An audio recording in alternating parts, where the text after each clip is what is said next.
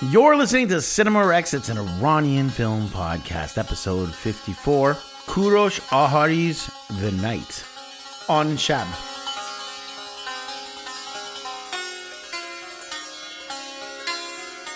Hi, Kaveh. How are you? Spooky Halloween, spooky, spooky Halloween time of year. It's a spooky Halloween. Everybody's Halloween year. I can't remember far. Is Halloween one of those? Literally every time. Every single time. Because you know you hate Christmas and you hate Valentine's Day and you hate St. Patrick's Day and you hate most of them. You hate New Year's Eve. You hate New Year's Day. Easter.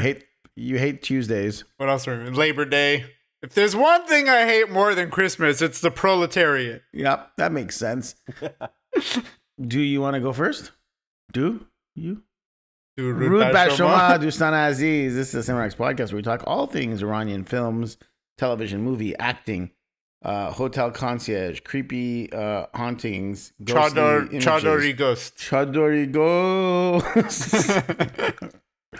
I'm Kaveh Mohebi. And I'm Farhan Moradi. Farhan Jun. Not to be confused with Farhan Moradi, the Italian. Or Veronica. Yeah, or Veronica. The Italian Iranian and the woman Iranian. Your sensual alter ego. Yeah. When I do drag. You know the cartoons when like those characters want to get a car to pull over, so they like reveal their sexy leg and it's got like nylons on it so the car pulls over? Veronica is that alter ego of mine? Yeah, that's a metaphor for what you are. Yeah. Why don't you tell us about our guest we have for this very spooky Halloween episode of Cinema Rex podcast? Our guest is Dara Eshaghian. Dara Eshaghian is an Iranian-Canadian commercial and narrative director and founder of Devolution Productions. He's known for executing ambitious cinematic projects with lean crews.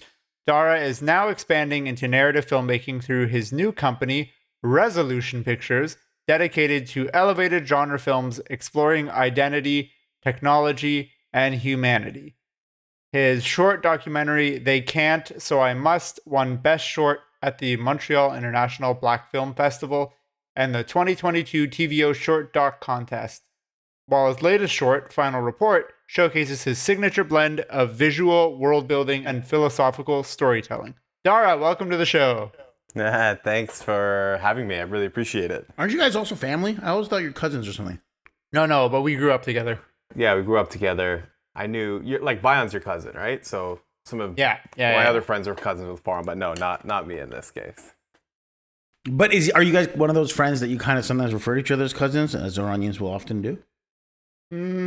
No, because by the time we met, I was 14, Dara was 16. Yeah. I feel like a lot of times when you get that, it's like people you met when you were a kid, and then you're calling like each other's parents auntie and uncle, but we kind of met just past that point. Yeah, and it's not like my parents knew his parents. We met like as not through our family. So I think that's probably why it never became like we're cousins or whatever. Yeah. It's funny, like when we were teenagers and we'd make videos in Dara's backyard, I think I only helped with like one or two of them. But you had made a ton of them, you and your brother. You would make them together, you'd make them with your friends, and they would have when we would like watch them in your barn, it would say Resolution Pictures on it. Yeah. So my brother would make, like, we made this short film. I don't know if we call it a film, but it was called like The Grim Reaper, like based on a story my brother told to try and scare me. And then we remade it for my 11th birthday. That was my birthday party, was to make a film. Oh, that's awesome. Which I have no idea how I didn't know I wanted to be a filmmaker until I was 28, considering that's what I would do for my birthday parties. But that's where the name Resolution came from. But Reza didn't make films. I just made them basically by myself all the time after that. Okay. So I gave your brother too much credit. Way too much. But he's going to love that if he hears this. He's gonna be like, yeah, I started your career, Dara. He's like, I need 10%. Pretty much. Well, tell me about They Can't, So I Must is a documentary film, right? Yeah. Short It was documentary? it was a student film I made because I went to film school quite late in life. So that was what we made at school. Why did you go to film school so late if you were always interested in making movies as a kid? Well, I understand that reasoning. I mean, I went also very late in life. I essentially went after university. Yeah. So I went to, for originally university, I was supposed to be, like a lot of, let's say West Asian families, supposed to be a doctor, a dentist. And so I went into microbiology, and then political science is what I studied. And then I, way later, started a video production company. I didn't know anything about it. I didn't know how to use a camera or anything. But when I was 28, I realized, hey, I actually like making videos, not film. It was specifically video. Started this video production company and actually hired Farhan, and hire I'll put in loose quotes, to come teach me on the job. I got a few gigs and we got to travel a bit, and then I started building it. And then when it finally started to make some money, COVID hit, right? That old story. And I had built all of it sort of without any connections in the film world at all. So at that time I decided, hey, you know what? Why don't I go to film school and, I don't know, see what that's all about. And then when I was in film school, I just learned that I loved working with actors and actually really love filmmaking. I feel very lucky that I wasn't into film at first. I was into video production because I could build a company, buy equipment, learn so much, and then make a move into film afterwards. And to the other question you had, They Can't So I Must, it was a student film we made while I was in film school. I was 30 years old, 31, at Sheridan, the ATVF program. And it's about a CFL player who was beaten nearly to death and in a Mississauga parking lot, and then the cops planted cocaine on him.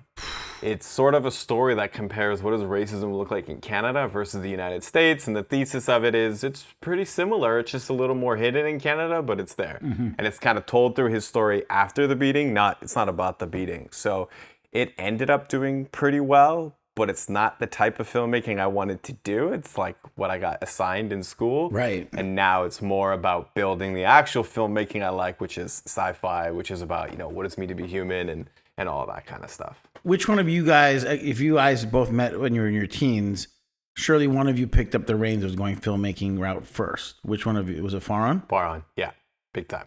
And at the time when he was experimenting, you were kind of like looking over his shoulder being like, damn, that's really cool what you're doing. No, not at all. No, he was doing his thing and I was doing my thing, and I didn't think I had any interest in any sort of professional film or video at all. Dara also had like a successful like business of his own. Like he was like a business owner. He had a rental car franchise out in Alberta, right? Like you were you were already like living a life. You like got a degree, you got a business diploma, you were right? Yeah, I got 2 degrees, and then I just went and started working in the business world to build myself. The business one was a diploma or a degree? No, it was poli-sci and microbio. Those are my degrees. And then I just started working in the business community. I started an enterprise. Okay. And it was, not to sound arrogant, but I was doing pretty well. Like I was making good money and everything. Yeah. I learned how to sell. But then I was 28 and I was like, I think I got one last bit of youthful energy, and what do I actually want to do? And then I rediscovered the idea of working with cameras. Awesome. Do you like horror movies? They're not my favorite genre, but I do like them, if that makes sense. The odd horror movie, if done well. Like my favorite film is Alien, the original Alien. So it's a horror film. Oh, it's so good. Yeah, for sure. Totally. But I'm not like being like, yo, we got to go watch The Conjuring or Insidious, or like I'm not one of those people who's got to go see all the, all the horror films out or anything like that. Right, I see. Yeah. But your favorite movie is a horror film. It is. For sure. Yeah. It's Jaws in space. Jaws in space. It's brilliant. It's like, to me, it's just an amazing film. I can't get over it all the time. Alien is so good. Yeah, it's a perfect movie. It's a really good movie. Yeah. Well, today's film isn't quite about aliens, but maybe is arguably about illegal aliens. Huh? See how I segued? Yeah, beautiful. We are doing the 2020 film The Night by Kourosh Ahari. Sometimes the movie is listed as being from 2021. It just depends on, I think, the region. I feel like it's a pandemic release date thing, too. It might be, or like 2020 is the festival, and like 2021 is like wide release or something. Let me start with the plot summary, and then we'll dive right in. Cool. An Iranian couple traveling with their infant daughter take refuge in an eerie old Los Angeles hotel after getting lost on the road. What begins as a simple detour spirals into a waking nightmare, as the walls seem to close in and the boundaries between guilt, dream, and reality blur. They're forced to confront the unseen forces and buried truths that threaten to tear them apart before dawn ever comes. This has an 81% Rotten Tomato score and a 47% audience score. That's crazy. So, Dara, I take it to you first and foremost. What did you think of The Night? I did enjoy it, especially when I found out it was the debut feature film for this director. I have lots of thoughts about it, but what I'll just say is what I really like about it is that it has you thinking.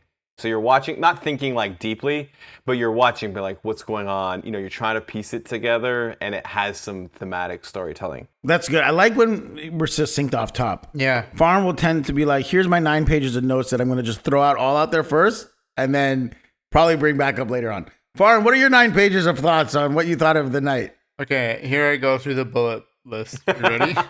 Yes. Overall, I thought it was fine, but in the context of it being a first feature, I think it was very well done. It's very well crafted for a first feature. Like Dara, I'm not like a massive horror guy. Like I don't seek out lots of horror. The occasional horror film does float up to the top for me. I think vibe-wise, like it might sit somewhere similar to the last one that we watched. I have some more specific thoughts that, I don't know, do you want me to get into it now, or are you going to berate me for getting into my 9 pages of notes? I do not want you to go. I have to agree with you for many of the reasons. I agree with both of you. I, on the other hand, am a huge, huge horror fan, and it's interesting that all three of us come from different perspectives of loving the genre and yet have all sort of seemingly aligned on our thoughts on this film. And I don't know why I give it that fine level. That fine grading for me is just like, it's good. It's a perfectly serviceable first film. It's actually a very well done first film. Like you said, it looks good. Kudos to him to getting Shahab Hosseini for your first feature, because he's like a legendary Iranian actor in his own right. That in itself says a lot. Like he must have obviously enjoyed the script. That guy's a mega talent in Iranian film. I have a theory as to what I think is wrong with the film. I usually have an answer, but I'm going to save it for now because I want you, Farn, to weigh in on what my theory is, because I think you'll be the most informed on this topic. Okay. I'll just say it now, and then we can come back around to it. I think the film's biggest issues with editing, to be honest, and pacing. Okay, yeah. And I want to get into more detail later on as we talk about it, but yeah, it's a perfectly fine film. I think you're right about the editing. One thing with horror that you need to really do well is build tension. Mm-hmm. And I didn't feel scared watching the film, but I also don't really get scared watching horror movies regardless. That being said, even if I'm not scared, I can still feel building tension. You know what I mean? Like I mentioned in the last podcast episode that I've been watching 31 horror films this month. Mm-hmm. And one of the ones that I rewatched recently was Jaws. And Jaws is like a masterclass in building tension. You know what I mean? So even though I wasn't getting scared, I could still feel the tension. And this movie, I didn't feel that building tension, which I think you're right. I think a large part of it is the editing. Dara, what are your thoughts? You're an editor too. What do you think? Yeah, I had similar thoughts. I thought the same type of thing. It became pretty clear to me, early on in the film that there was no actual physical threat in the film. Mm-hmm. It was just sort of in this psychological space. But even then, I just thought there was a lot of missed opportunities and to actually make it feel really traumatic. Like, with the baby and they're giving it the milk where the cop is holding it, you're like, oh, that's a little creepy. But like, what if, because in this film, anything can be anything. What if you walk into the room and someone's holding your baby, right? Like that could actually be a little bit scary. Or even like when they turn back, the baby's gone. You know what I mean? Yeah. And I think the editing is part of it. I just think part of it too is they just didn't have enough legs to keep building tension. It was just knocking and footsteps. Mm-hmm. So after 45 minutes to 55 minutes of that, I don't even know what editing could really fix that without escalation. I was going to say, this is my second time watching the movie. And sometimes you have that thing where you see a movie the first time and you're like meh on it. But then on second viewing, you like discover a whole new light of it. Yeah. And I thought that might happen this time, but I ended up feeling the exact same way the second time watching it than I did the first time, which kind of reaffirms my first theory. But what I think, to what you're saying, Dara, is that Tarantino describes tension like a rubber band. You got to pull it. The more you pull it, the more the people are going to be worried until suddenly you let it snap. And that's when the moment of like horror or scary happens. Right. And I actually think this film pulls the rubber band for too long in a lot of the scenes. And especially when, like you said, Dara, like, I wrote early on, like, I don't know what the threat is. Even having seen this film the first time, I was like, I spend the first 30, 40 minutes not knowing what the threat in the house is. And it's becoming metaphorical and all that stuff. Yes, well and good. But when you're pulling a rubber band and I don't know what I'm supposed to be afraid of, there's one scare moment when like the woman lies in bed next to him and she's like filing her nails. I think that's really well done. That one was good. One of the reasons it's really well done is that entire scare scene from start to end was like a minute and a half long, maybe. Yeah. Which is like not bad for a bunch of setups and all that stuff. But then there's scenes where it's like he's going down a hallway and it's like 45 seconds to a minute 20 of him going down that hallway. And I'm like, there's nothing happening here. And yet we've watched almost 2 minutes of this hallway scene. Yeah. And so the rubber band is just held to the point where you're like, okay, well now like let go of the rubber band. Yeah. You don't have me anymore. And the runtime is an hour and 45 minutes. Yeah. And I think this film, why I think it's editing is like, I think this film's way better if it's an hour and 25. Yeah, I think you're right. I think also there's certain things that are teased way too early on in the film, which I think you can just cut them out and they'll hit way harder later. An example I wrote down is the wife sees the boy earlier on in the film. Yeah. You know what I mean? And he's being weird and she's like, what the hell? And he like disappears and stuff.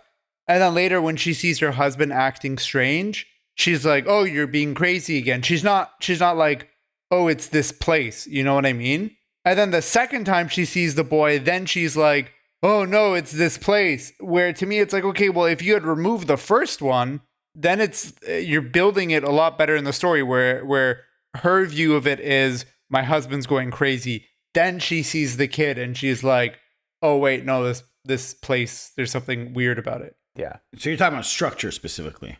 Yeah, just like a couple things that are hinted earlier on, because I think a part of building tension is like a slow push on a door early on in the film, even though at that point in the film there's no threat yet, you know what I mean, like in a horror movie. Or like someone knocks at the door but it's just like a neighbor or whatever. Like when you have these false scares and you're setting up tension, a lot of times when you're setting up tension in horror films, it's like red herrings earlier on, right? Whereas in this movie, from the very beginning, each time there's like little bits of scariness sprinkled in. It's the same thing that will just get sprinkled in from beginning to end. And I just feel like earlier on in the film, the things that were sprinkled in, if they had been red herrings, I think it would have built better tension. And to Kava's point, I think, you saying it should be shorter. That's it. Like it's so much repetition of the same suspense. So the second time you hear the door knock, you just don't care anymore. Because you know she's just going to open the door and she's going to look. I think 3 times they open a door and they look down a hallway and you see the hallway and then it's empty. Well, I don't think we needed that 3 times. Yeah. We needed it once. Or every time they talk to someone. Where the boy. Yeah. And then to Kava's point, 1 minute 25 probably would have made it feel a lot tighter. Yeah. And more suspenseful. Yeah. I think part of the blame goes into the script writing process of it. The director and his producer, his business partner, they'd set out like a independent feature writing competition out in like LA or internationally online. And like, we're looking for low budget feature scripts. So this script was submitted to them by the other writer. Milad Jarmusch was the original writer. Yo, if he was going to have an English name, he should have made it Jarmusch, his last name. And they liked it a lot. They saw that this could actually fit into the window of what they were going to make. And the 2 things they wanted to change, the director came on as a co-writer and did a few passes on the script, was the original script was set in Iran. So they're not supposed to be in Los Angeles. And more importantly, they're supposed to return to their own house where all this stuff happens. So they were coming home from a Mehmouni and they come home and this stuff happens. And for a lot of various reasons, or I guess what excited the director was like, no, let's make them like recent immigrants who've moved to this country. So let's set it in LA.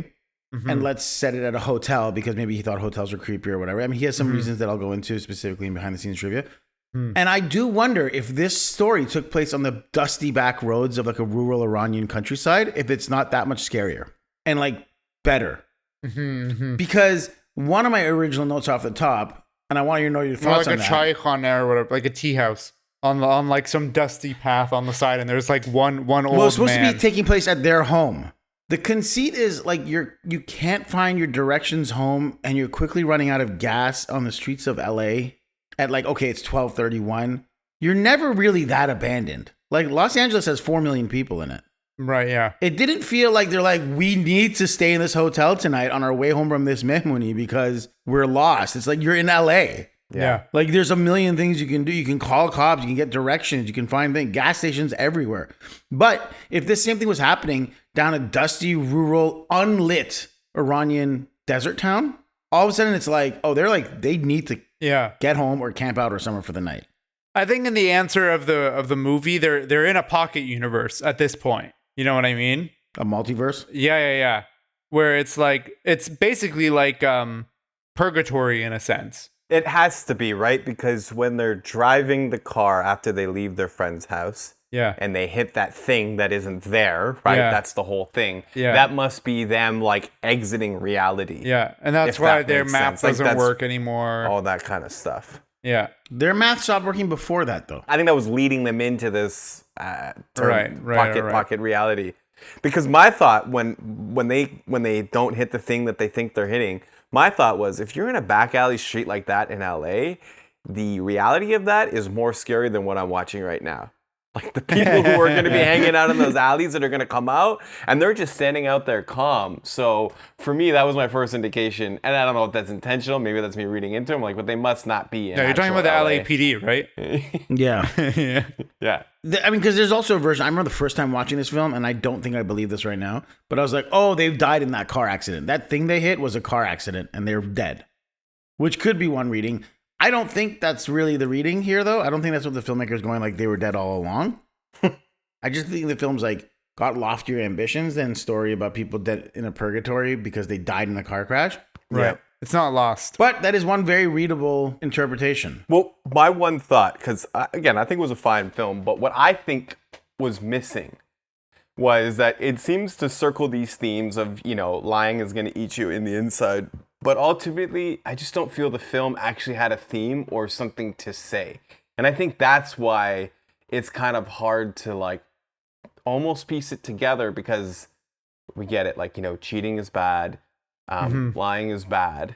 But there isn't any sort of nuance or like character, like motivation or theme to it. It does just feel like we're going to loosely have these themes, and here's a series of events that show that they were lying to each other. Yeah. And I think that's why it's kind of hard to piece together. And that's what I suspect the film is fine and not great. Yeah, I like that you mentioned theme. That's one of my favorite things to talk about in the writing industry, film industry. Didn't you, was your thesis on themes? No, my thesis was on the writer's voice.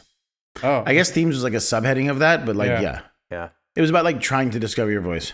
I feel like you could like write a dissertation on themes. Now I can, for sure. Even having listened to the interview with the filmmaker afterwards, he would often go into like, everything there has a meaning. I just don't want to say it to you. And that's noble to do that. It's like everything from the cat to the paintings, everything has a metaphor. You just have to read it, and you have to do multiple viewings to get what I'm trying to say. And again, total hats off to you. You can totally do that with your film. But sometimes if your theme is on the surface level, not readable beyond, if we don't face our truths, it'll end up being the doom of us, which is what it seems to be. Like those who can't confront their guilt, or the guilt will eat you up for those who have not confronted. If like that's what you're talking about on the surface level. I don't really, at the end, care what the tattoo represents or what the cat represents. Like I'll have my interpretation, and the filmmaker wants everyone to have their own interpretation. But he's like, there is an answer to all these things, and it all totally makes sense in this beautiful mastermind of a concoction that he's created. But at the end of the day, it just seems like it's not that deep of a theme. Yeah. That's exactly it. I mean, the theme is the truth will set you free. That's literally the theme of the movie. Yeah. And so like even that tattoo, I just think, it can have meaning. The meaning is that the tattoo represents the weight and how everyone can see that you're lying. Like that's not necessarily deeper than the surface level theme, right? Like all of these things that he's saying can have a meaning. Yeah. It could just be that, right? So it just seemed like it seemed at times like a very personal film. It seemed like something like the filmmaker's probably grappling in his own life. Maybe not too, but did the revelation at the end of what each of them is hiding, were you surprised, or was it like Kourosh shaking his head on an audio only podcast? Now he's giving the audience 2 middle fingers.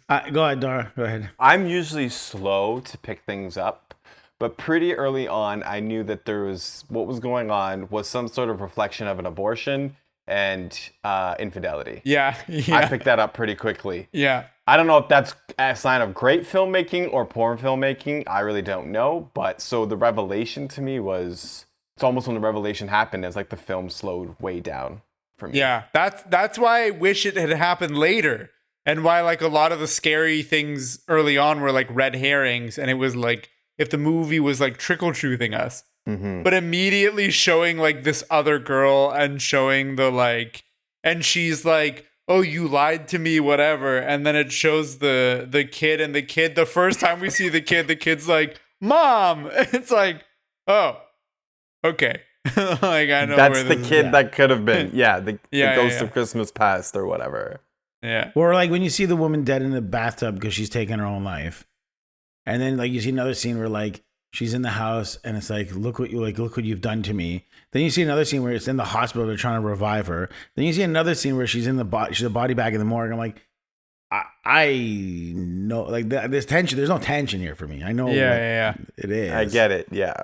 The Chudori ghost is not either of them. It's not the child, and it's not the other woman either. The one by the window? Yeah. I thought it was probably the woman just wearing chador. It's even played by a different actor. Oh, interesting. Well, that probably had a meaning I didn't understand either. Like, why do you have a toothache? Apparently, it's all like, it all means something. Like, maybe it's a reference to Rumi or a poem or Hafi. Like, I don't know. But apparently, everything has a representation of something. My understanding is, and people can hit me up in the DMs if I'm wrong, but my understanding is, toothache in your dream means that you have like unsettled business, bad luck, something that you're not dealing with. And then if you lose your teeth in your dream, it means that you're like getting rid of the bad juju and good things will come your way. Yeah, I mean, that could track. He had his toothache even before in the memory before they ever left, though. Yeah. So it's a dream state. Look, and maybe like if something, I don't know why I feel like the director will be listening to this podcast getting upset. Maybe we were all just too dumb to see this for the genius that it is. I think we should take a moment to like say things we liked about the film, because I think, in fairness to the film, we're not shitting on it because we hated it. Like, there's a lot of great, strong things about this one. Oh, I will firmly defend this movie as being an excellent first film. Yeah. What stood out to you? This is a compliment. I felt a lot of simplicity in the production of this film. It wasn't overthought in terms of like efficiency. It was efficiently made. I felt that it did do a really good job of. I know earlier I said it doesn't feel like it has something to say, but for me, the worst type of films are what I call "and then this happened" films, which are just this happens and then this happens and then this happens, and it's just from A to Z, gets you from there. This film isn't that. This film is unveiling something. You're mentally engaged. You're trying to piece things, even if at times it seems obvious or a little red herring-ish, like, what's that about? To me, that is a great viewing experience when you're trying to understand. Like I said earlier, my favorite film is Alien, and when you're watching Alien, the first time you're like, what's going on here? And I love that. So I think this film, is especially for a debut feature, the fact that it's doing that and it had me trying to piece it together, that to me is really good filmmaking. Yeah. And I think for me, the two biggest issues with this film come back to the writing and the editing. I think the directing in this film is done very well. Yeah. Like, I think that all the actors do a really good job. There's some performances that feel kind of like weird and stunted, but I think it's intentional, and it kind of really leans into this idea this is like a pocket realm, like with the police officer and with the hotel receptionist. It feels unsettling, their performance, which I think is actually a good thing and is actually a benefit to the movie. The blocking in this film, it's pretty decent. Like, I'm not going to sit here and be like, oh, it's Spielberg level blocking, but as far as like indie filmmaking goes, this is very good blocking for an independent filmmaker and for a first-time filmmaker. Even like some visual motifs, the setups with like the painting on the wall, the shots of the hallway, those things are done really well, and I think it does a good job to like build the setting and the framework that we're gonna watch the film unfold in. Yeah, I agree. I think performances definitely need to be shouted out. I think particularly my actual spoiler for a later event, I actually think Neosha Noor really was a scene stealer. Yeah. Neosha was based on the interview I'd listened to, was a last minute replacement to consider that. Like the first actor they had got for the role couldn't get her visas together to leave Iran to do this film. So they had to kind of scramble to get her role. And I'm like, did she consider? I mean, she's great in general, but also that added benefit of like having to come in last minute, learn your lines and do a performance. She totally knocked it out of the park. That's the lady who plays Neda, right? Yeah, the main woman in the film. Yeah, okay, yeah. Go ahead, Dara. You were saying No, something? I also just really like the fact that it's a Persian film, but it's a Persian film that takes place in America. But that's just like all natural storytelling, and now you have that blend of English and Farsi, and it's very organic to what I think is a lot of like diaspora in these countries. Like it's just you grow up hearing Farsi and English. I haven't seen that before, and it was like a neat piece of unique culture that I liked. Yeah, thank you for saying that, because that you reminded me of something I want to say off the top is I want more Iranians making genre films. Yes. I want more of these kind of films, not less. So the fact that this exists, I'm very happy about. I think like Iranians usually get put into a box of making a certain type of film, and I think the more daring Iranian filmmakers could be to make something we haven't seen, especially in our culture, the more you should applaud that. Yeah. I think this has got shades of like Babadook or other kind of independent first features that are like low budget horrors. And also the director does, like he said in the interview multiple times, he doesn't consider this film a horror. He considers it a psychological thriller first and foremost with horror elements. And I think that's actually probably more apt anyways. So he personally doesn't want this bundled up under the horror category. Psychological thriller, but still genre nonetheless. Yeah, one of my critiques of a lot of, let's say, Persian films today, it's usually their story is about being Iranian. Right? Somehow the story is going to be about what does it mean to be Iranian. So to your point, Kaveh, I was really happy to see a film that just didn't touch on that at all. Just an interesting story. Yeah.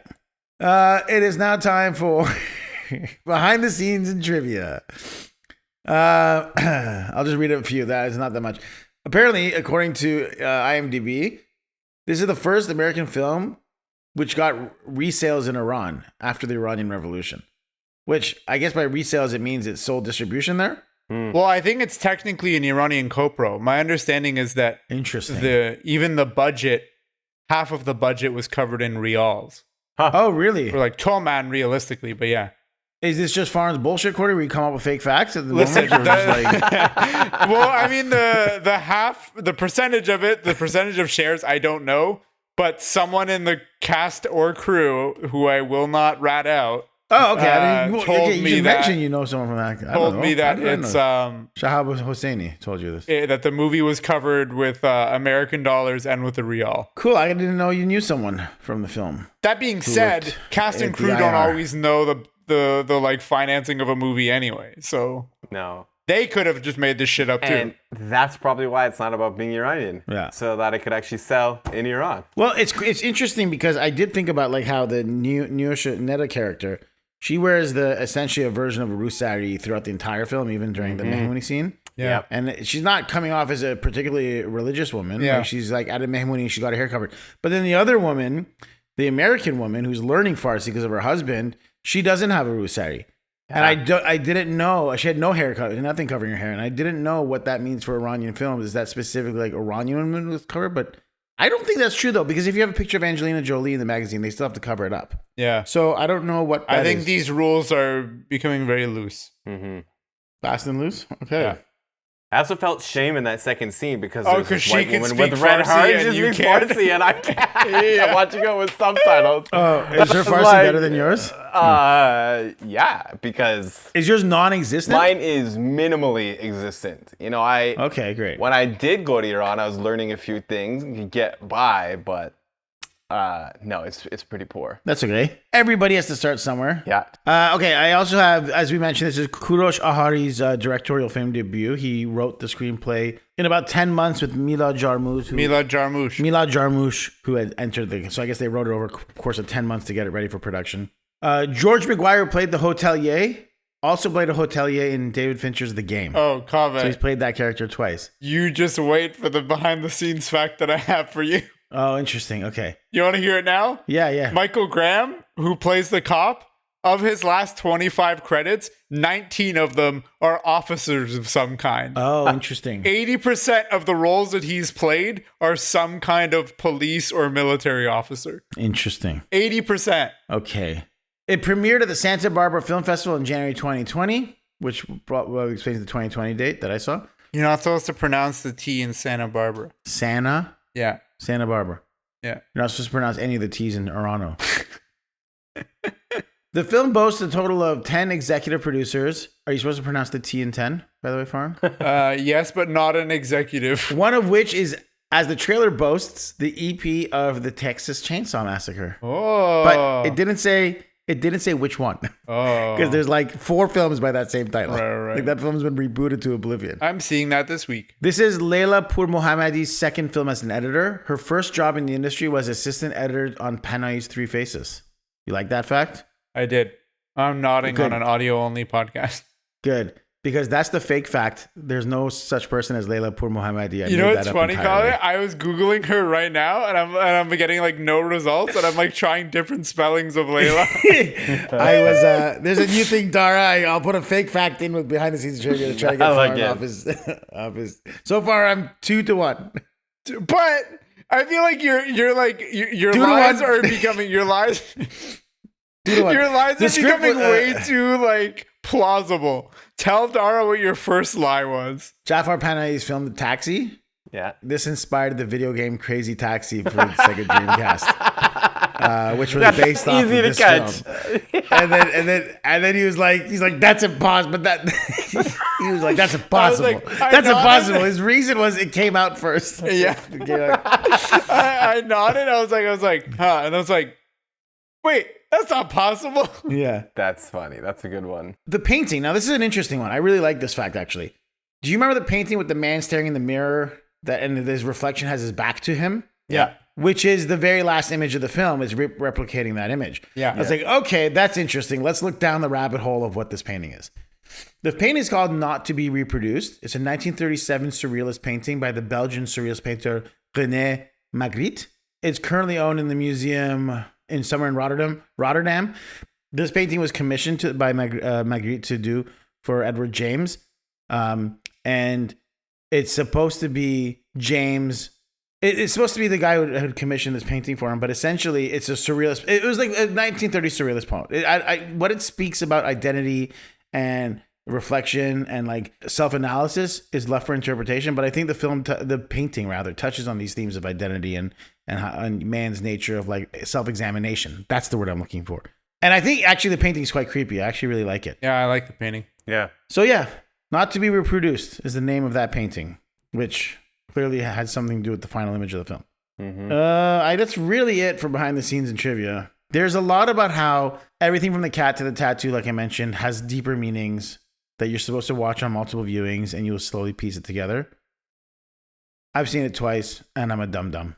I can't figure out what it's all about. Critical reactions.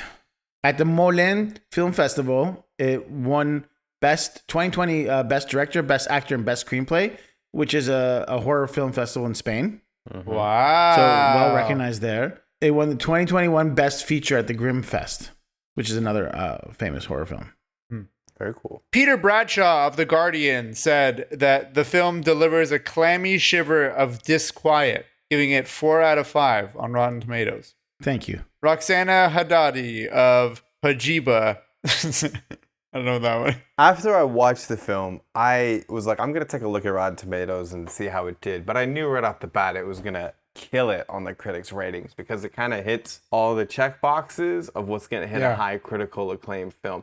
What I was surprised and a little curious about is how the audience score was so much lower.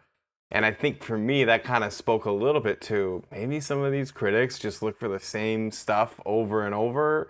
And it's like, if it's a Iranian film and there's a lot of pontification, it's got to be a 90% type of thing. I mean, what is the average score on Rotten Tomatoes for this is what? Does it even say? Like, I hate how they got rid of it. It's like 85 or something? No, they got rid of the average score. It's just like 81% of critics at least liked it. Yeah. They used to have the critic average score too, but they got rid of it. Yeah. Carlos Aguilar of the Los Angeles Times said, a goosebumps-inducing affair. That's the one I was looking for. The night is at its most effectively unsettling when the focus is to evoke fear as opposed to when it physically shows what's haunting the characters trapped in their respective secret tragedies. Pava, what were you going to say? That's the one I was saying. That's the one I was looking for. I have another one that says Frank Scheck from Hollywood Reporter had said, what makes the film work as well as it does is the psychological underpinning of the frequently surreal events that prove to stem from the couple's interpersonal conflicts. The one thing I want to say, and this is confirmed by hearing the director talk in the interview, is a lot of critics will be like, with nods to The Shining and fans of The Shining will be like this. And I'm like, I'm sorry. I'm going to push my glasses to the bridge of my nose and put my little horror connoisseur hat and say, just because a film takes place in a hotel doesn't mean it's doing an homage to Shining. Now, you might, Faran, have this as a double feature lineup, and that is totally fair to have it. It's possible. But I don't think that this film is just necessarily an homage or not to Shining just because they both take place in a and the director said, I wasn't going for a Shining vibe. Again, Shining is a horror film, and he's saying that this is psychological thriller. And I think the only setting is a hotel, which again could work for you, Faran, for your double feature lineup if you're wanting to pair these films up as like a double feature about hotels.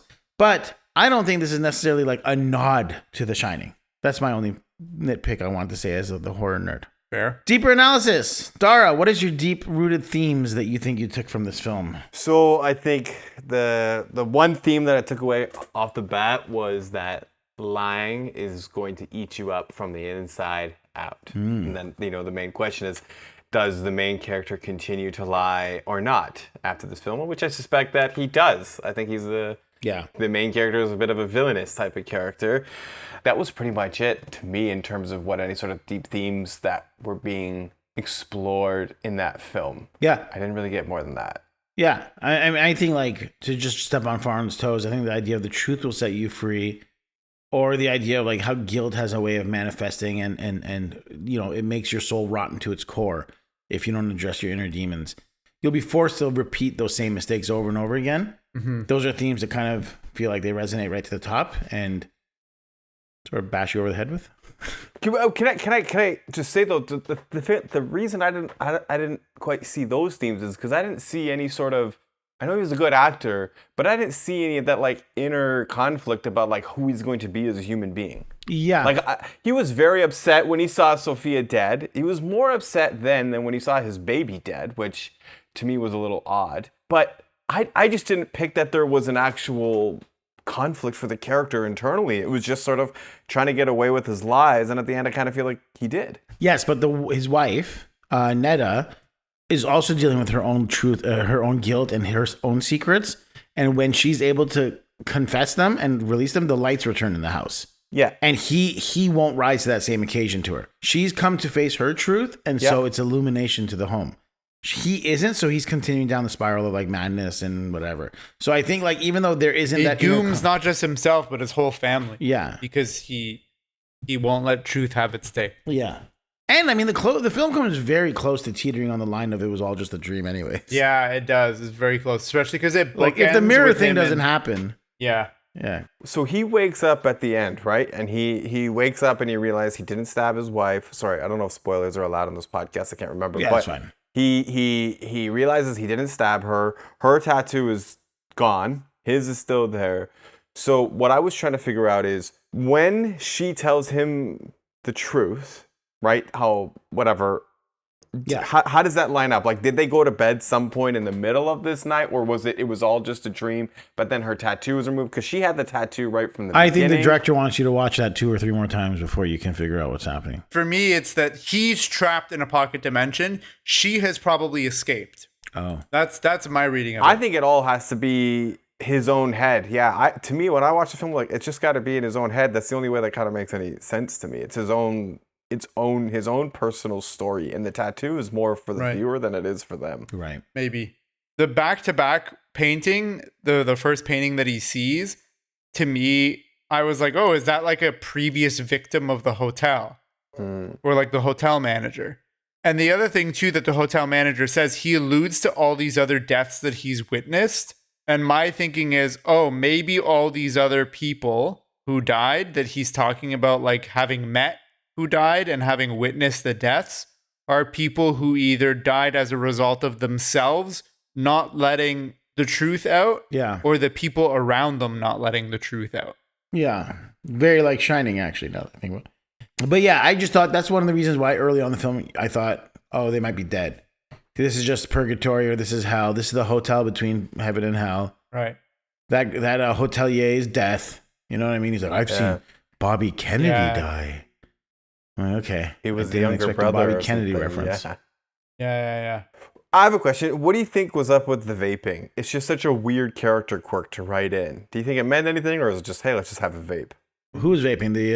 You mean main early character. on? The Well, back, main guy he with his vaped toothpick? throughout the film. Even near the end, he's vaping. Yeah. I didn't even clock Maybe it. it's a reference to gin. Yeah, that there's a reference to that you're supposed to watch the film 3 times. You know? Because they're gin. It's everything has a meaning in this film. Yeah. I don't know. I The don't know credit how to song that plays, Aine, which translates to Mirror by Farhad. The song is all about a guy who refuses to accept his reflection in the mirror. And to escape the guilt of his past, he breaks the mirror into 1,000 pieces. But then he's kind of screwed because now he has to deal with thousands of versions of himself staring back at him. And he's unable to escape his guilt. That's very beautiful. That song, those song lyrics. It's a great song. And again, sort of reflecting, it's another way of referencing the same idea. Yeah. And even the movie starts with a quote about multiverses. Yeah. Like on the screen. Yeah, that's right. You're right. Yeah. And I think that leads more into this thing of like, oh yeah, there's like, it's like a purgatory or this pocket dimension that's established by death or destiny or fate to like judge people. See, and like that's another thing that I feel like the movie kind of like tips you off way too soon. Mm-hmm. Like it almost would have been better if the movie ended with that quotation. Yeah, and the part where I was really confused when Netta. Do you remember the scene where like Netta loses the baby, so she has to ask Thanos for the time crystal so that she can travel back into time using the Infinity Gauntlet? You're thinking of Batman Begins. Oh, my mistake. Well, the last thing I was just going to mention is that I feel like there's a reference here where the whole movie is about letting truth have its day. It's clearly a reference to The Dark Knight Rises when Alfred says Rachel chose Harvey Dent over you, and maybe we should all stop trying to outsmart the truth. Okay, I get it. Yes. Best scene. My favorite scene was when he was in the elevator. It was sort of a break in what I, at that point, was starting to feel monotonous. And so when he's in the elevator and the lights start flashing and he sees Sophia, I don't have any deep reason. That was the first time I felt like he was actually weighed down with whatever he's wrestling with, which I think, if I remember correctly, at that point I had pieced together that it was infidelity. But for me, that was the best manifestation of that guilt was that scene. And it was just visually stood out from the rest of the film. Yeah, that's a good one. My favorite scene for sure, hands down, is far and beyond, I think, the creepiest scene and the scariest scene was that when he's got his back turned on the bed and the woman comes next to him and it's the other woman speaking to him and the filing of her nails louder, faster. I was like, oh. And then the shot of her like looking out the window and her reflection staring back at him, I'm like, that's genuinely jump scare, excellent, well done. Yeah. I know you didn't want to make a horror, but I feel like more of those like quick, scary, creepy, they don't overstay their welcome, in and out, boom, creepy moment would have like really strengthened the film. Yeah. Because I love the way that was done. And that actually gives me a sense of feeling that this is a very capable director who could probably make another great horror. Yeah. And did his next film, was it not a horror? I haven't seen it, so I don't know anything about it.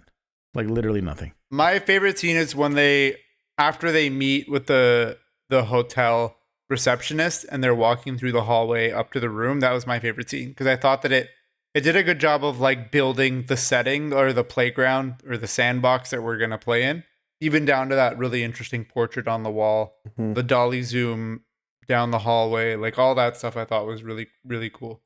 Damn, that's poetry. We talk about our favorite film in the scene in the film.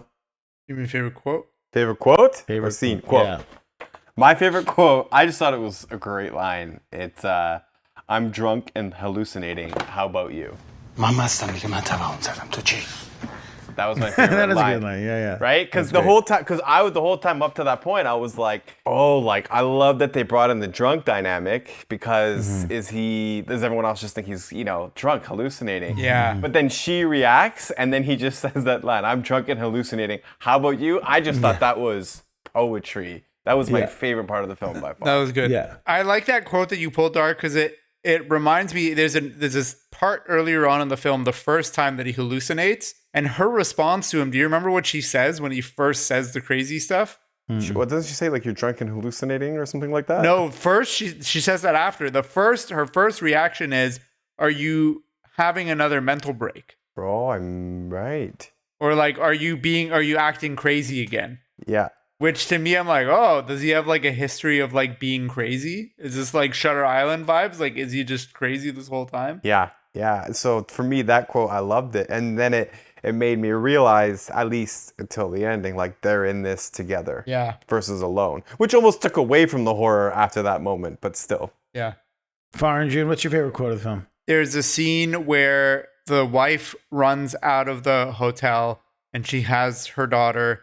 And then this homeless man comes up to her and he's like babbling and she like can't figure out what he's saying. And then when she really focuses in, she realizes this like homeless man in Los Angeles is speaking Persian to her. It translates to, once they hear, morning breaks.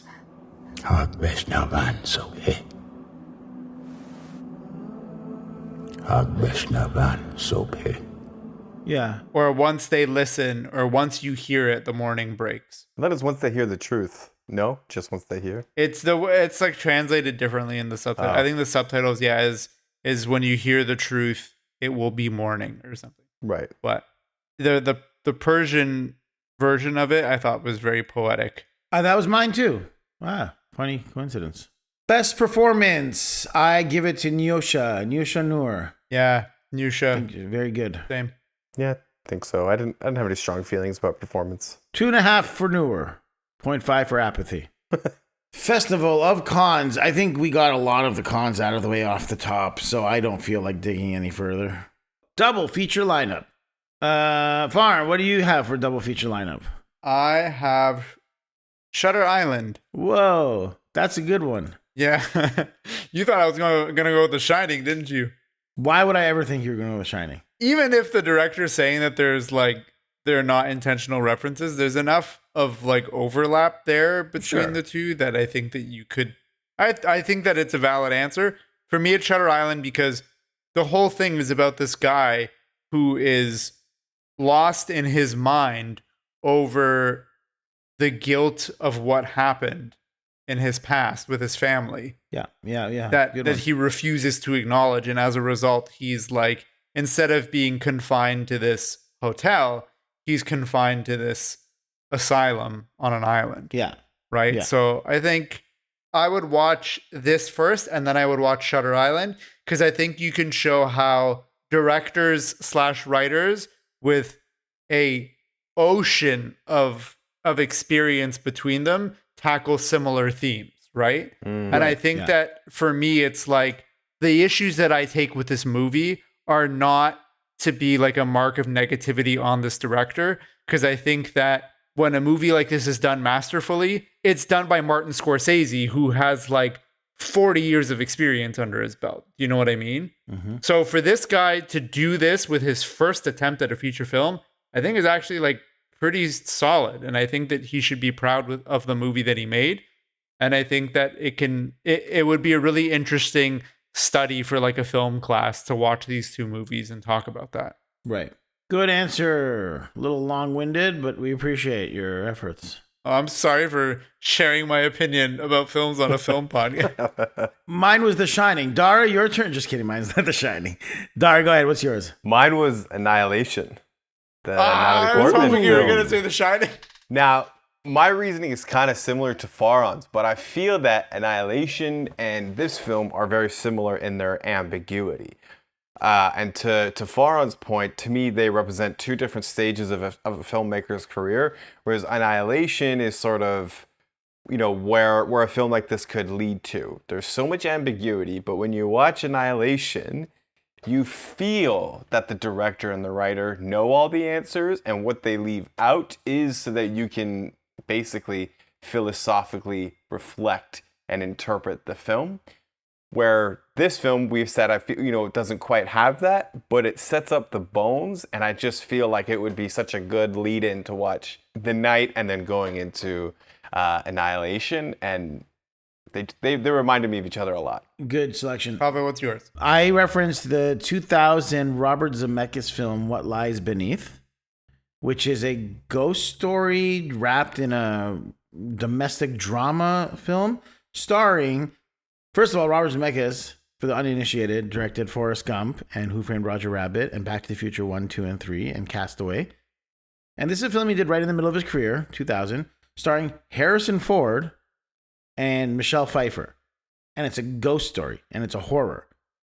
And just like The Night, it has all the makings of what should be a great film and under delivers, because it is like astonishingly mediocre. It's just fine. It's good. It's like worth a rewatch. I'm like, I saw it once in theaters in 2000. Then I rewatched it again last year. And I was like, oh, it's like what I remembered it. And it's about this, literally take the title, What Lies Beneath. It's about the secrets that are being kept in this household and the ghosts that are coming to the past, and they're not addressing their concerns and all that stuff. So very, very similar themes. And I think they kind of land the mark in very similar ways. So your double feature night consists of 2 movies that you think are just fine? Mediocre. Yeah. Do not That does not invite sound me like an over. enticing. Yeah, that's not a enticing film night, is it? Here's 2 films I think are all right. It's called Lukewarm Film Festival. Yeah. So that's mine. Cool. Hollywood remake. Could you? How? I would want to do a Hollywood remake of this film, and I'd let the filmmaker make it again. I would get Kava to do a punch up on the script, Yay, I know him. and I would abandon the reals in the budget and go straight for those sweet, sweet dollars. Dara June. No, I wouldn't do a remake. I thought that it blended Persian and Hollywood filmmaking in a kind of its own way. So it already, to me, kind of felt like a Hollywood film in like a Persian film way. But more importantly, I felt that it kind of, I don't know what a bigger budget would do. You can maybe amp up a few of the horrific gags, to Farn's point, maybe a script rewrite. But I think it is as it is. They got a lot out of it for its budget, and the higher budget version of that film is Annihilation to me. Solid. Well, I think there's nothing left to do except go for final thoughts and grades. Let me go first. This is a little bit harder than I thought. Can you tell me, Farn? I got a few questions to ask you. Pull up to compare. Got it. Go on. What did I give? Not A Girl Walks Home Alone. What was the other horror film we did last year? Under the Shadow? What did I give Under the Shadow? Gave it a B. Oh my God. I think I gave that too high of a review. I gave Under the Shadow a C. Pretty content with that. You guys go first. I have to take a moment to think about this. Go ahead.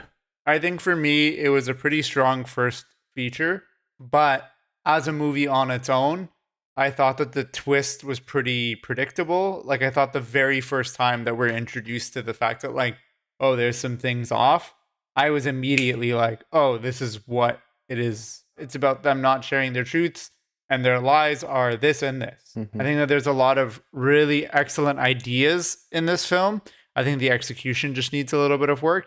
And I genuinely think that just with more experience writing and directing movies, he'll get there with future films. I also, just to clarify, don't think that I would have made this movie any better. I'm just saying, like, comparing this again to something like Shutter Island, which is done by a masterful filmmaker, you can see the difference that like 30, 40 years of experienced filmmaking will make on a film and on a theme. Mm-hmm. So overall, I'm giving this movie a C minus, just under Zalaba. Yeah, you gave Zalaba such a low thing. Dara June.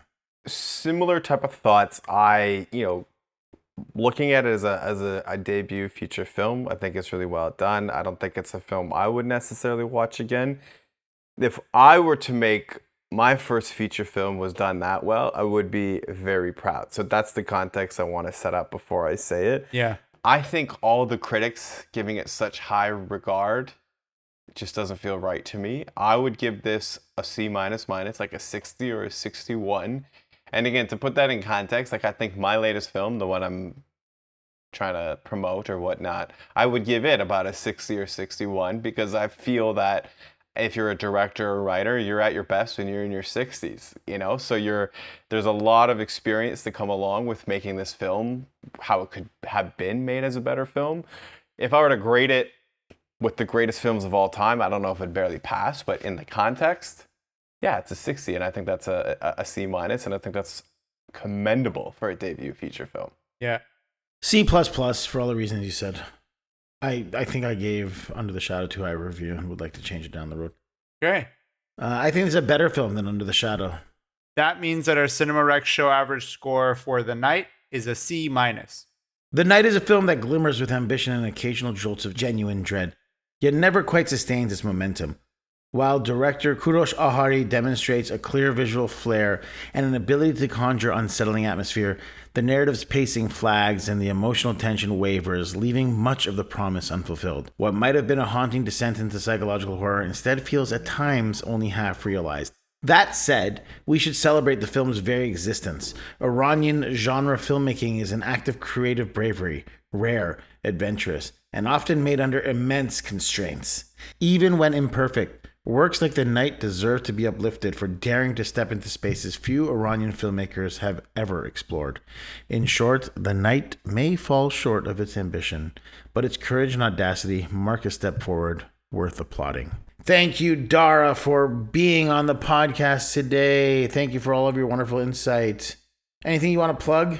Films upcoming? Let's talk about it. Thank you for having me on this podcast. I actually just reached out to Faran, a longtime friend, saying, we just finished our film, Final Report, and can I come on your podcast so I can give a quick snippet about it? So we're premiering at the Forest City Film Festival on October 30th. And it's a short film. It's only a short film. It's about 20 minutes long. And it's a sci-fi kind of Western story in a world where humans can be grown in a lab and they're used for labor. In the simplest thematic way to explain it, it's sort of a metaphor for apartheid with completely fictional types of humans. So that's what I want to plug. That sounds really cool. Awesome. Very cool. I have seen it, and it's very good. Dara was being too pessimistic on his own film. I would not give his movie a C. I would give it a much higher. Well, I appreciate that. But for those of you who are listening and think that this, little 5-second plug is interesting, there's tickets on Forest City Film Festival, October 30th. If you want to come check it out, that would be awesome because our film is too long to get into most festivals. I think that's our one and done. So that's like the one chance to see it properly. And if people show up, you'll be doing like autographs and you'll take selfies with them. And Hell, stuff, we actually have, so here's the cool thing about it. The music we had created was super legit, and it's from like a lot of up and coming artists like Benjamin Dakota Rogers and things like this. So we have an actual pressed vinyl for the film with like original, super cool. Really cool. I want really one, good by the music. way. Yeah, I thought I gave you one at the premiere. You did not, but I want one. So if you do come, we will have a signed vinyl or whatever that you can have, and it's wholly original music, and it's by, not like me playing a keyboard in the back. It's by like some really bona fide, talented, up and coming Canadian artists. That's cool. Get your signed vinyl, also known as a signal, on October 30th. Yeah, there we go. Thank you, Dara. That's in 1 week. 1 week from today, if you're listening to the podcast on the day that it airs, streams, is released. I don't know. Thank you, Faran June. Thank you, Kaveh. Dara, thank you so much for coming on the show. Thank you, Faran and Kaveh. I appreciate it very much. Thanks for having me on. It was a lot of fun. To all of our listeners, thank you for tuning in. Be for sure to follow us on Cinema Rex. Like, comment. Oh, if you can, it would mean a lot to us, especially if you're on Apple Podcasts or whatever, if you can leave a star rating on the podcast, because if we get a certain amount of them, then we can actually get Rotten Tomatoes verified. That's cool. Yeah. And to everyone else, the only the Didar. Bye. Music for Cinema Rex was written and performed by Sohail Sadinejad.